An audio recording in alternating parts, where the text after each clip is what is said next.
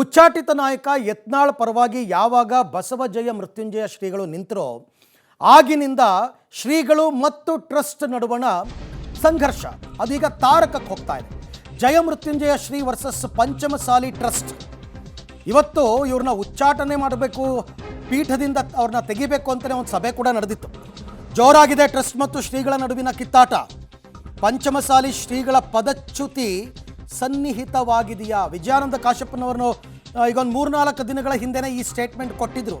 ನೋಡ್ತಾ ಇರಿ, ಕಾಲವೇ ಎಲ್ಲದಕ್ಕೂ ಉತ್ತರವನ್ನು ಹೇಳುತ್ತೆ, ಅವರ ಬದಲಾವಣೆ ನಿಶ್ಚಿತ ಅಂತ ಹೇಳಿದ್ರು. ಪಂಚಮಸಾಲಿ ಶ್ರೀಗಳ ವಿರುದ್ಧ ಇವತ್ತು ಅಕ್ರಮ ಆಸ್ತಿ ಮಾಡಿದ್ದಾರೆ ಅಂತಕ್ಕಂಥ ಆರೋಪವನ್ನು ಕೂಡ ವಿಜಯಾನಂದ ಕಾಶ್ಯಪ್ಪನವರವರು ಮಾಡಿದ್ದಾರೆ. ಆ್ಯಕ್ಚುಲಿ ಯತ್ನಾಳ್ ಅವರೊಂದು ಆರೋಪ ಮಾಡಿದ್ರು, ಟ್ರಸ್ಟ್ನ ಅಧ್ಯಕ್ಷರು ಇವರೆಲ್ಲರೂ ಕೂಡ ಅಕ್ರಮವಾಗಿ ಆಸ್ತಿ ಮಾಡ್ಕೊಂಡಿದ್ದಾರೆ, ದುಡ್ಡು ತಿಂದಿದ್ದಾರೆ ಅಂತ. ಈಗ ಇದು ಶ್ರೀಗಳ ವಿರುದ್ಧವೇ ಬಂದಿದೆ. ಅದಕ್ಕೋಸ್ಕರನೇ ಹೇಳ್ತಾ ಇರೋದು ಪಂಚಮಸಾಲಿ ಶ್ರೀಗಳ ಪದಚ್ಯುತಿ ಸನ್ನಿಹಿತವಾಗಿದೆಯಾ, ಅವರನ್ನು ಪದಚ್ಯುತಗೊಳಿಸಬೇಕು ಅನ್ನೋ ತೀರ್ಮಾನಕ್ಕೆ ಟ್ರಸ್ಟಿಗಳು ಬಂದಿದ್ದಾರಾ ಅಂತ.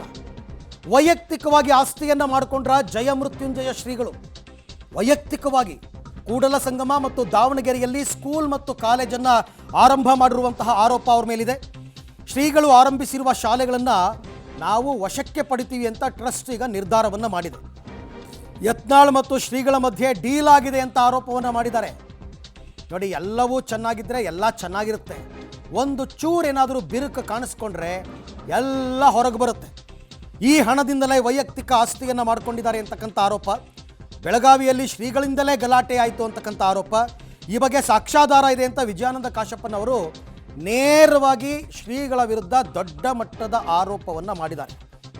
ಹಾಗೆ ನೋಡೋಕ್ಕೆ ಹೋದರೆ ಬಹಳ ಸೂಕ್ಷ್ಮವಾದಂತಹ ವಿಚಾರ ಇದು. ಸಮುದಾಯ ತುಂಬ ದೊಡ್ಡ ಸಮುದಾಯ, ಆದರೆ ಸಮುದಾಯದ ಶ್ರೀಗಳಿಂದಲೇ ಈ ರೀತಿ ಆಗಿದೆ ಅಂತಕ್ಕಂಥ ಆರೋಪವನ್ನು ವಿಜಯಾನಂದ ಕಾಶ್ಯಪ್ಪನವರವರು ಮಾಡಿದ್ದಾರೆ. ಜೊತೆಗೆ ಶ್ರೀಗಳಿಗೆ 1 ವಾರದ ಗಡುವನ್ನು ಕೊಟ್ಟಿದ್ದಾರೆ, ತಮ್ಮ ನಡೆ ನುಡಿಯನ್ನು ಬದಲಾಯಿಸ್ಕೋಬೇಕು ಅಂತ. ಒಂದು ಪಕ್ಷಕ್ಕೆ ಗಡುವು ಕೊಡ್ತಾರೆ, ಇವರು ಪಕ್ಷಕ್ಕೆ ಗಡುವು ಕೊಡ್ತಾರೆ. ಅವ್ರು ಉಚ್ಚಾಟನೆ ಮಾಡಿದ್ರಿ, ವಾಪಸ್ ತಗೊಳ್ಳಿಲ್ಲ ಅಂದ್ರೆ ನೋಡ್ರಿ ಸಮಾಜ ನಿಮ್ಮ ವಿರುದ್ಧ ನಿಂತ ಈ ರಾಜ್ಯದಲ್ಲಿ ಅಂತೇಳಿ. ಇದು ಸರಿನಾ? ಹಳ್ಳಿ ಹಳ್ಳಿಗೆ ತಾಲೂಕು ಹೋಗಿ ಬಸವನಗೌಡರ ಹೋರಾಟಕ್ಕೆ ನೀವು ಸ್ಪಂದಿಸ್ರಿ, ನಿಂದ್ರಿ ಅಂತ ಹೇಳ್ತಾ ಇದಾರೆ. ಇದು ಸರಿನಾ ಗುರುಗಳು? ಇವತ್ತು 2A ಬಗ್ಗೆ ಮಾತಾಡ್ತಾ ಇದಾರೆ ಇವರು. 2A ಬಗ್ಗೆ ಒಂದು ಮಾತಿಲ್ಲ, ಮೀಸಲಾತಿ ಬಿಟ್ಬಿಟ್ರೆ ಇವ್ರ ಕೈ. ಅವ್ರಿಗೆ ಇಷ್ಟ ಇತ್ತು ಏನು, ಅವರು ಅಡ್ಜಸ್ಟ್ಮೆಂಟ್ ಇದು, ಇಬ್ಬರದು ಗುರುಗಳದು ಮತ್ತು ಅವ್ರದ್ದು ಅಡ್ಜಸ್ಟ್ಮೆಂಟ್ ಇದು. ಅಡ್ಜಸ್ಟ್ಮೆಂಟ್ ಪಾಲಿಟಿಕ್ಸ್ ನಡೆದಿದೆ ಅಷ್ಟೇ. ಅಲ್ಲ, ನಾವು ಮಾಡಿದ್ವಿ ಧರ್ಮ ಗುರುಗಳಾಗಿ ಭಕ್ತಿ ಭಯದಿಂದ ನಾವು ಮಾಡಿದೀವಿ, ಇಲ್ಲ ಅಂತ ಹೇಳ್ತಾ ಇಲ್ಲ. ನಾವು ಗುರುಗಳನ್ನ ಮನೋಭಾವ ಇವತ್ತಿಗೂ ಇತ್ತು, ಇವತ್ತವರೆಗೂ ಇತ್ತು, ಇನ್ನು ಮುಂದೆ ಇಲ್ಲ.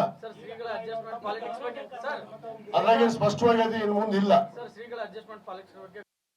ಓಕೆ, ವಿಜಯಾನಂದ ಕಾಶ್ಯಪ್ಪನವರವರು ಮಾತನಾಡ್ತಾ ಇದ್ದದನ್ನು ತಾವು ಕೇಳಿಸ್ಕೊತಾ ಇದ್ರಿ.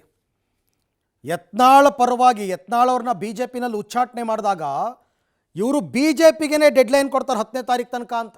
ಇಲ್ಲ ಅಂದರೆ ಇಡೀ ಸಮುದಾಯ ನಿಮ್ಮ ವಿರುದ್ಧ ತಿರುಗಿ ಬೀಳುತ್ತೆ. ಈ ಥರ ರಾಜಕೀಯವನ್ನು ಒಬ್ಬ ಸ್ವಾಮೀಜಿಗಳು ಮಾಡೋದು ಸರಿನಾ ಅಂತ ಅವರು ಪ್ರಶ್ನೆ ಮಾಡ್ತಿರೋದು.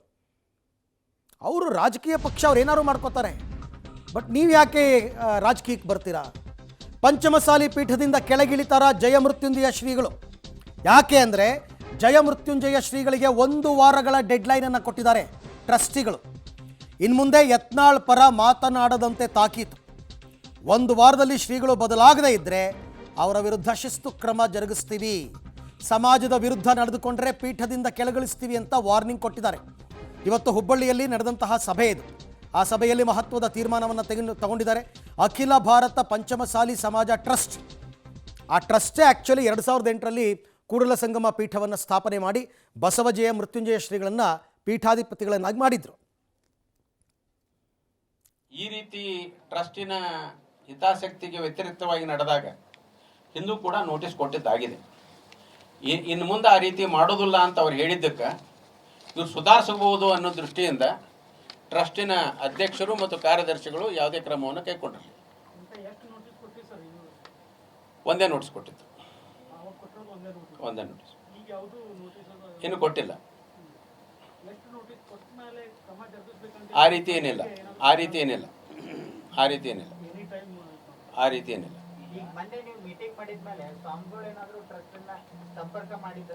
ಮಾಡಿಲ್ಲ. ಅಂತ ನಾವೇನು ಹೇಳಿಲ್ಲ. ಟ್ರಸ್ಟಿನ ಕಂಟ್ರೋಲ್ನಾಗ ಇರ್ಬೇಕಂತ ನಾವು ಹೇಳೋದಿಲ್ಲ, ಸಮಾಜದ ಕಂಟ್ರೋಲ್ನಾಗ ಇರಬೇಕು, ಸಮಾಜ ಹಿತಾಸಕ್ತಿಯನ್ನು ಕಾಯಬೇಕು ಅಂತ ಹೇಳ್ತೇವೆ. ಟ್ರಸ್ಟು ಒಂದು ನಿಮಿಷ ಕೇಳಿ, ಒಂದು ನಿಮಿಷ. ಟ್ರಸ್ಟು ಸಹಿತವಾಗಿ ಸಮಾಜದ ಹಿತಾಸಕ್ತಿ ವ್ಯತಿರಿಕ್ತವಾಗಿ ಮಾಡಿ ಅದು ಕೂಡ ತಪ್ಪೇ. ಸ್ವಾಮೀಜಿ ಮಾಡಿದ್ದು ತಪ್ಪ, ಟ್ರಸ್ಟ್ ಮಾಡಿದ್ರು ತಪ್ಪ.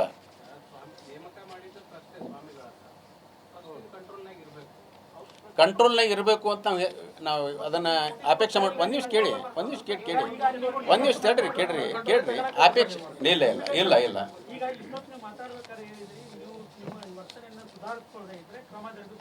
ಹೌದು ಕಂಟ್ರೋಲ್ ಅಲ್ಲ. ಒಂದು ನಿಮಿಷ ಕೇಳಿ, ಕಂಟ್ರೋಲ್ ಅಲ್ಲ, ಸೂಪರ್ವಿಷನ್ ಅಂತ ಕೇಳಿ ಒಂದು ನಿಮಿಷ. ಈ ಬಗ್ಗೆ ಮತ್ತಷ್ಟು ಮಾಹಿತಿ ನಮ್ಮ ಹುಬ್ಬಳ್ಳಿ ಪ್ರತಿನಿಧಿ ಸುನಿಲ್ ಕುಮಾರ್ ಅವರಿಂದ ಪಡ್ಕೊಳ್ಳೋಣ. ಸುನಿಲ್, ಬಸವಜಯ ಮೃತ್ಯುಂಜಯ ಶ್ರೀಗಳು ಯತ್ನಾಳ್ ಪರವಾಗಿ ನಿಂತಿದ್ದಕ್ಕೆ ಇಷ್ಟೆಲ್ಲ ಬೆಳವಣಿಗೆಗಳಾಗಿದೆ ಅಂತ ಅಂದುಕೋಬೇಕಾ, ಅಥವಾ ಇದರ ಹಿಂದೆ ಇನ್ನೇನಾದರೂ ರಾಜಕೀಯ ಇದೆಯಾ? ಈಗ ನೋಡಿದ್ರೆ ಶ್ರೀಗಳೇ ವೈಯಕ್ತಿಕವಾಗಿ ಆಸ್ತಿ ಮಾಡ್ಕೊಂಡಿದ್ದಾರೆ ಅಂತಕ್ಕಂಥ ಆರೋಪ ಕೂಡ ಕೇಳಿ ಬರ್ತಾ ಇದೆ.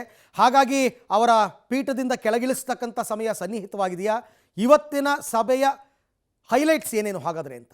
ಅರವಿಂದ್, ಸಹಜವಾಗಿ ಯಾವಾಗ ಏಕಾಏಕಿ ಪಂಚಮಸಾಲಿ ಸಮಾಜ ಒಂದು ಸುದ್ದಿಗೋಷ್ಠಿಯನ್ನು ಕರೆಯುತ್ತೆ ಮತ್ತು ಉತ್ತರ ಕರ್ನಾಟಕ ಪ್ರಮುಖರ ಒಂದು ಮುಖಂಡರ ಒಂದು ಸಭೆಯನ್ನು ಮಾಡುತ್ತೋ, ಸಹಜವಾಗಿ ಒಂದಿಷ್ಟು ಕುತೂಹಲ ಒಂದಿಷ್ಟು ಕೆರಳಿಸಿತ್ತು. ಅದಕ್ಕೆ ತಕ್ಕಂತೆ ಪ್ರಮುಖವಾಗಿ 3 ವಿಚಾರಗಳು ಈಗ ಶ್ರೀಗಳ ವಿರುದ್ಧ ಹೊರಬಿದ್ದಿರುವಂಥದ್ದು. ಅದನ್ನು ಶಾಸಕರಾದಂಥ ವಿಜಯಾನಂದ ಕಾಶ್ಯಪ್ನವರು ಮಾಡಿದ್ದಾರೆ. ಒಂದನೇದ್ದು, ಯತ್ನಾಳವರ ಜೊತೆಗೂಡಿ ಒಂದು ಶ್ರೀಗಳು ಮುಂದಿನ ಲೋಕಸಭೆ ಚುನಾವಣೆಗೆ ಸ್ಪರ್ಧೆ ಮಾಡ್ತಾರೆ ಅನ್ನೋದು ಒಂದು. ಅಂದರೆ ಕಾವಿಯನ್ನು ಬಿಟ್ಟು ಕಾದಿಗೆ ಆಸೆ ಪಟ್ಟಿದ್ದಾರೆ, ಸಮಾಜದ ಒಂದು ಹಿತಾಸಕ್ತಿಯನ್ನು ಬಲಿಗೊಟ್ಟಿದ್ದಾರೆ ಅಂತ ಆರೋಪ ಒಂದು. ಎರಡನೇದು, ಟ್ರಸ್ಟ್ನ ಒಂದು ಬೈಲ ಪ್ರಕಾರ ಶ್ರೀಗಳಾದಂಥವರು ವೈಯಕ್ತಿಕ ಆಸ್ತಿಯನ್ನು ಮಾಡುವ ಹಾಗಿಲ್ಲ, ಆದರೆ ಶ್ರೀಗಳು ಇದನ್ನು ಮೀರಿ ವೈಯಕ್ತಿಕ ಆಸ್ತಿಯನ್ನು ಮಾಡಿಕೊಂಡಿದ್ದಾರೆ ಮತ್ತು ವೈಯಕ್ತಿಕವಾಗಿ ಸಾಕಷ್ಟು ಸಂಸ್ಥೆಗಳನ್ನು ಟ್ರಸ್ಟ್ಗಳನ್ನು ಕಟ್ಟಿಕೊಂಡಿದ್ದಾರೆ ಅಂತ ಒಂದು ಆರೋಪ. ಇದು ಪ್ರಮುಖವಾದ ಆರೋಪ ಏನಂದರೆ, ಶ್ರೀಗಳು ಪ್ರಸಿದ್ಧಿ ಪಡೆದಿರುವಂಥದ್ದೇ 2A ಮೀಸಲಾತಿಗಾಗಿ. ಸೊ 2D 2C ಏನು BJP ಸಮಯದಲ್ಲಿ ಹೋರಾಟ ನಡೀತು, ಫ್ರೀಡಮ್ ಪಾರ್ಕ್ನಲ್ಲಿ ಯತ್ನಾಳು ಮತ್ತು ಶ್ರೀಗಳ ವಿರುದ್ಧ ಒಂದು ದೊಡ್ಡ ಮಟ್ಟದ ಡೀಲ್ ಆಗಿದೆ, ಆ ಡೀಲ್ನಿಂದಲೇ ಆಸ್ತಿ ಮಾಡಿದ್ದಾರೆ ಅಂತ ಗಂಭೀರ ಆರೋಪಗಳನ್ನು ಮಾಡಿರುವಂಥದ್ದು. ನೀವು ಹೇಳಿದಂತೆ ಈ ಪಂಚಮಸಾಲಿ ಸಮಾಜ ಮೊದಲಿಗೆ ಎಲ್ಲವೂ ಒಗ್ಗಟ್ಟಾಗಿತ್ತು, 2A ಮೀಸಲಾತಿಗೆ ಎಲ್ಲರೂ ಕೂಡ ಪಕ್ಷಾತೀತವಾಗಿ ಕೈ ಜೋಡಿಸಿದ್ರು. ಆದರೆ ಯಾವಾಗ ಯತ್ನಾಳವರು ಉಚ್ಚಾಟನೆಗೊಂಡು ಪಕ್ಷದಿಂದ ಹೊರಗೆ ಬರ್ತಾರೆ, ಅವರ ಬೆನ್ನಿಗೆ ಶ್ರೀಗಳು ನಿಲ್ತಾರೆ, ಈ ಒಂದು ಬಿರುಕುಗಳು ಎದ್ದುಕೊಳ್ಳಲು ಕಾರಣವಾಯಿತು. ಸೊ ಅದು ಈಗ ಶ್ರೀಗಳ ಒಂದು ಟಾರ್ಗೆಟ್ ಮಾಡಿ, ಅಂದರೆ ಶ್ರೀಗಳ ಒಂದು ಪೀಠದಿಂದ ಕೆಳಗಿಳಿಸಬೇಕು ಎನ್ನುವ ಒಂದು ನಿರ್ಧಾರಕ್ಕೆ ಬಂದು ತಲುಪಿರುವಂಥದ್ದು. ಸೊ ಸಹಜವಾಗಿ ಕುತೂಹಲ ಕೇಳಿಸಿರುವಂಥದ್ದು. ಅರವಿಂದ್, ಇವರುಗಳ ಮಾತುಗಳನ್ನ ಕೇಳ್ತಾ ಇದ್ರೆ, ಕಾಶ್ಯಪ್ಪನವರ ಮಾತುಗಳನ್ನ, ಆಲ್ಮೋಸ್ಟ್ ಇವ್ರನ್ನ ಪೀಠದಿಂದ ಕೆಳಗಡೆ ಇಳಿಸಬೇಕು ಅನ್ನೋ ತೀರ್ಮಾನಕ್ಕೆ ಬಂದಂಗಿದೆ.